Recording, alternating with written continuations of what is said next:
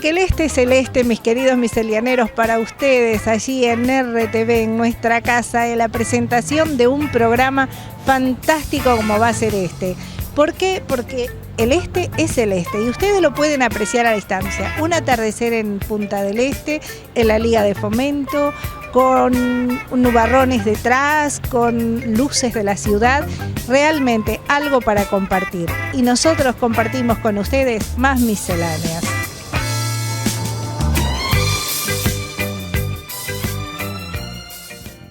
Mis queridos miselianeros, miselianeras, no me pongo en forma ceremonial, pero debiera, es necesario. Estamos teniendo un invitado, yo suelo decir de lujo a veces, esto es más que de lujo. Lo de lujo de él es su espíritu, lo que él hizo por alguien muy grande como era el Padre Cacho. Y traducirlo así, llevarlo a un libro con un cacho de Dios, el Padre Cacho. Era realmente, lo fue y lo seguirá siendo, ya no un cacho, todo un Dios junto a nosotros. Era como yo prefería decirle, el padre de los pobres, pero mejor ahora que yo lo va a decir el escritor, Julio Romero. Le damos la bienvenida, muy buenas tardes de familia, domingo de familia, donde creo que mucho se comparte y este va a ser un temazo. Bienvenido con esas ganas, con esas fuerzas, con esa energía de algo muy hermoso que hiciste. Muchísimas gracias y agradezco también la invitación de estar en tu programa este domingo y bueno, hablar un poquito de lo que significó Cacho y cómo nace un poco el libro, ¿no? Y estas personas a veces pasan por la vida, a pesar de lo conocido, también en forma anónima. Y es bueno que aparezcan personas como tú para que vivieron esas anécdotas, las llevan al papel y hoy en el canal nos cuentes un poco mucho de la vida del Padre Cacho. Bueno, un poco contar cómo nace un Cacho de Dios. Un Cacho de Dios nace como consecuencia de ser vecino del Padre Cacho. Yo nací en Colón, viví 14 años y me toca mudarme al barrio en donde Cacho ya estaba viviendo desde hacía un año. Él vivía en Aparicio Saravia y Trapani y yo estaba a 1,5 cuadras de la casa de Cacho. Pero uno como que lo veía como una persona común que estaba haciendo su trabajo, la decisión de estar en un barrio pobre, eso lo valoraba, pero para mí en ese momento era como uno más que aportaba lo suyo desde la parte solidaria. ¿Qué pasa? El cachetazo me lo pega el día de su sepelio. Eran más de 4.000 personas que llevaban el cuerpo de Cacho en un carro tirado por caballos, ese carro de un clasificador, y ahí iba Cacho, su cajón tapado por la bandera uruguaya, paseado por todas las comunidades donde había tenido que ver Cacho, y entonces ahí me hace reflexionar cómo muchas veces vivimos al lado de una persona y no valoramos lo que significa. Muchas veces nos demoramos en hacer una llamada a un familiar, pero en este caso hablar de Cacho, de lo que significó, fue el sopapo que me pegó de ver que esa persona había gastado su vida de a gotitas y marchaba ahí en un cajón llevado por la gente muy humilde, cerca de 4.000 personas, como decía. Es que creo que él partía como había querido vivir, entre los pobres, entre los más necesitados, llevando a Dios como tenía que ser, a nuestro Jesús descalzo y de una simple túnica. Él vivió su vida exactamente, siempre pensando de que el otro valía más que lo que valía él. Para él hay múltiples anécdotas en las que Cacho se despoja de su ser para entregárselo a los demás. Hay una anécdota muy linda, por ejemplo, en donde Cacho llega a dar una misa en el Colegio Bané, que está en Aparicio Saravia y Trapani, y ahí lo para una persona y le pide si le podía conseguir un par de zapatos, porque tenía que ir a visitar un trabajo, tenía que hablar por un trabajo, y ahí Cacho automáticamente se saca las sandalias franciscanas, que solían usar los sacerdotes, se la ofrece, y ese día llegaría descalzo a dar misa. Entonces Cacho, cuando uno se entera de ese tipo de ejemplos, o ese tipo de actos de entrega, de alguna manera como que está ante un ser que unía teoría y práctica. Nace el libro del amor a una persona que supera todas las barreras. Él hace un quiebre con su congregación, los salesianos, sin dejar la iglesia, parte hacia el barrio, porque sintió un llamado de Dios, y ese llamado provenía desde donde estaban los más pobres. Y ahí él marcha con su bolsito, con su morral, su cruz de madera, su humildad, para aportar lo suyo, ¿no? Aportar lo suyo. Y que fue mucho.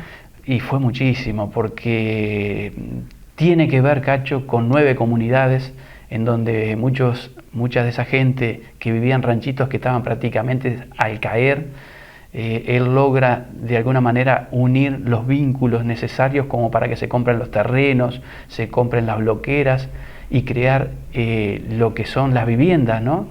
Él sentía que esa gente tenía que vivir dignamente a pesar de trabajar en trabajos de clasificación y estar con basura, mimetizados un poco con ese paisaje. Cacho sentía que era un ser humano y que esa persona tenía que vivir dignamente, más allá de la basura. Entonces Cacho vive toda esa etapa, ese pasaje por el barrio, entregándose en distintas comunidades. Y ahí tenemos no solamente, como tú decías, la teoría, sino la teoría y la práctica de lo que es el amor al otro, de lo que es darle un puesto de dignidad en la vida misma. Y eso es lo que te lleva a ti a escribir este libro, ¿no? Que ya lo vamos a ir desarrollando porque hay tantas anécdotas que por supuesto te vamos a invitar otro domingo y vamos a hacer más entrevistas, pero contame un poquitito sobre este libro. Eso es lo que te lleva a escribirlo, y hoy este libro está en todas las librerías del país.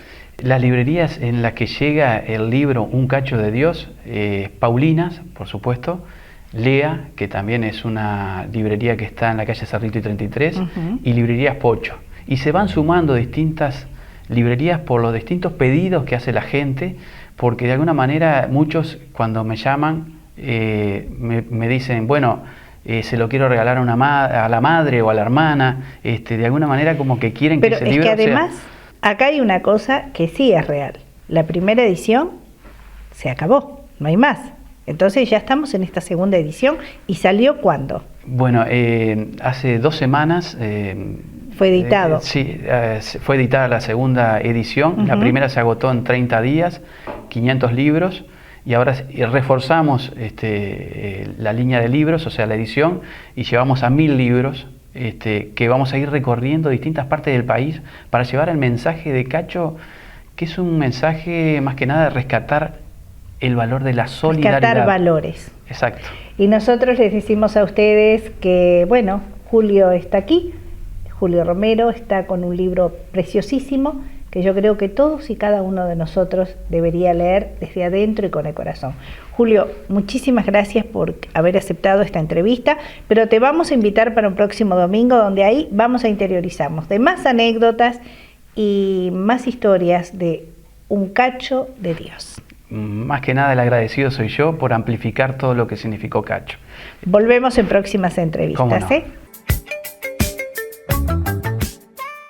Mis queridos miselianeros, seguimos aquí en Punta Ballena disfrutando de la presencia de Walter Blanco, este artista plástico, quizás con el hombre también que lleva un alma puesta tan grandota como para ir a lugares de alto riesgo a llevar la palabra paz, como lo hizo recientemente al Congo, como lo ha hecho a Colombia, pero además a su regreso. ¿Qué pasó a su regreso después que, entendemos, le hicieron una serie de terapias al grupo en general cuando regresa? Y él vuelve a entrar en el terreno de la plástica de su mundo aquí en Maldonado. Y lo encuentra con todo el verano, los tambores del carnaval. Él hizo algo muy interesante, pero que mejor que se lo diga a él. ¿Le parece bien? Allá vamos entonces con el señor Walter Blanco. ¿Qué tal, Walter? ¿Cómo estás? Hola, Mabel. Gracias por estar nuevamente acá. Ya soy habitué a tu programa. Ya sos habitué. Y bueno, sí, llegando, había quedado un proyecto antes de irme a África que era el diseño de los tambores y la escenografía de la generación Lugola, nuestra queridísima comparsa Lugola de Maldonado y patrimonio nuestro, que participó luego de 2 años en la llamada. Recordemos que Berta bailaba en la generación Lugola y Berta fue la que murió, la bailarina que murió.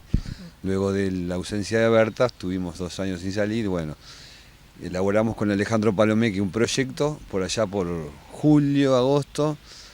Y bueno, cuando vine de África, lo pusimos a trabajar para que pudiéramos terminar para ser presentado en las llamadas de 2013, ¿no? Donde realicé la pintura de todos los tambores, Claro. con adoquines y con la cara de la comparsa, y atrás de eso se llama Trombone Lay, trampa para el ojo, que es un escenario que va chato, ¿no? Y se abre de golpe así, presentando el medio mundo, con una imagen 3D que parece que estuviera metido ahí, con una obra de teatro incorporada en el medio y con ropa colgada, tendida, ¿verdad?, para darle un toque de distinción. Donde tuvo mucha repercusión, donde tuvo mucho auge y donde tuvo muchas horas de trabajo.